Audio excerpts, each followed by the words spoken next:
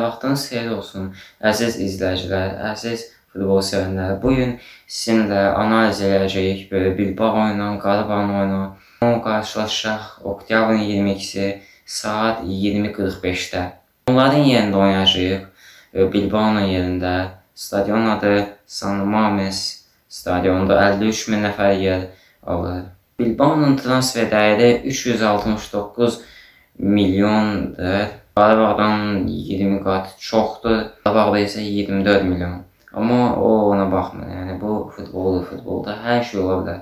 Bilbao'da Qarabağ qarşılaşmayacaq futbolçular isə Yeray Alvarez, Unai Epulis, Beat Prados, Berenguer, Mikel Vaska oynamayacaq Qarabağa qarşı. Sual altında isə Oyan Sanset, Iñaki Williams və Nico Williams qarşılaşmayacaq, amma o sual altındadır. Baş məşqçiləri Ernesto Valverde'dir. O, yəni Barcelona kimi komandada çalışdı. İndi isə Bilbao'dur, hal-hazırda. Bilbao'nun taktiki sxemi isə 4-2-3-1 taktiki sxemdir. Amma son oyunda Mallorca'ya qarşı 4-4-2 idi. Nico Williams rəqibinin komandasında oynayan futbolçu iddialı açıqlama verib. O bildirib ki, mən qayıtdım, azarkeşlərimin narahat olması düzdür. Biz Çempionlar Liqasında ilk iki tur məğlub olduq, amma biz Qarabağa qarşı 3 xal alacağıq. Yəni 5 top vuracağıq. Bilbao'nun legionerləri azdır, yəni 3 nəfər. Yəni komandada 27 nəfər var, 3 nəfər də yəni. Çoxu İspaniyalıdır, anlaşmalı adamlardır. Bilbao'nun güclü tərəflərindən baxanda isə yəni əks hücumda çox tez şəkildə hücum edirlər. Əsas wingerlər, yəni Iñaki Williams'la Nico Williams çox sürətli şəkildə hücum edirlər. Çox aqressiv pressing edirlər. Yəni rəqib qapıdan başlayanda çox belə sürətli şəkildə gəlirlər və pressing edirlər. Yəni bəzi müdafiəçilərin birini yarım müdafiə qoyurlar. Yəni say üstünlüyü yaradır. Onların güclü tərəfləri isə sol wingerdə, yəni Nico Williams çox təhlükəli oyuncudur. Yəni hal-hazırda ən yaxşı dribli olan biridir. Yəni driblingə görə çox yaxşıdır. Topun ən yaxşı dribli olan biridir hal-hazırda. Sual altındadır onun oynamağı və oynamağı. Və onlarda bir şey üstünlüyü var ki, onların azarkeşləri çox coşur və yəni çox dəstəklər, onlara da motivasiyada olurlar. Yəni 12 nəfərlə oynayırlar, belə çıxır. Bilbao'nun zəif təsir başladığı yerlər isə, yəni zəif tərəflər isə rotasiyaları çox zəifdir. Yəni zamanlar çox zəifdir, yəni çox hızlıdır belə güclü olanlardan.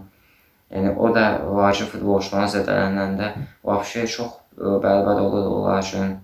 Yəni ona görə spad olur hələ olanda.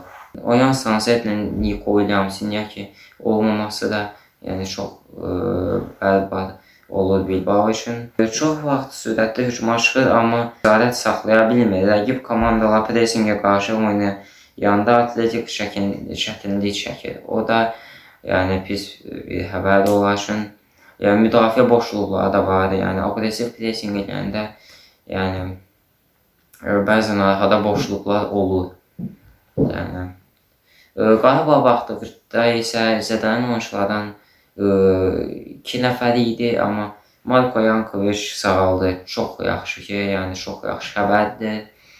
Ümid eləyək ki, bir də yəni zədə almasın heç bir oyunda, heç bir Qarabağ futbolçuları zədələnməsin, əla formada olsunlar. Yəni 2 nəfər idi, indi 1 nəfərdir, o da Johnny Montiel. O da yer almayıb çempionlarının siyahıda yer almayıb. Yəni çox vacib zədə deyil, yəni vacib oyuncu deyil Qarabağda hələ ki, yəni bilmək olmaz necə oynayacaq. Yəni bir tərəfdən də Qarabağın əleyhinə var ki, yəni Qarabağ Bilbao'nun oyundan qabaq Turantovuzla oynayacaq bir gün. Yəni 5 gün istirahət ala bilər, amma Bilbao 3 gün, yəni 2 gündən sonra Elche ilə qarşılaşacaq. Yəni o da bir üstünlüyümüz var ki, Qarabağ 5 gün istirahət alacaq. Yəni 5 gün 90 dəqiqə oynamayacaq oyun. Amma Bilbao isə 3 gün. Amma bir tərəfdən onların üstünlüyü var ki, yəni İspaniyada qarşılaşacaq öz yerlərində. Yəni Qarabağ çox uzun bir səfər olacaq. Yəni Benfica ondakı kimi belə uzun olacaq.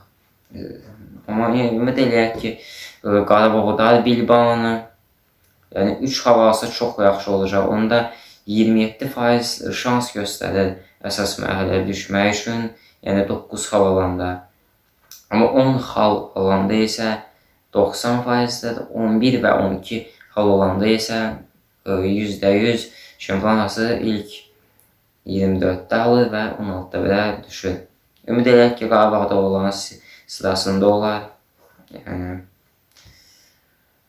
Marko Yankovic'in sağlamağı da çox əla oldu.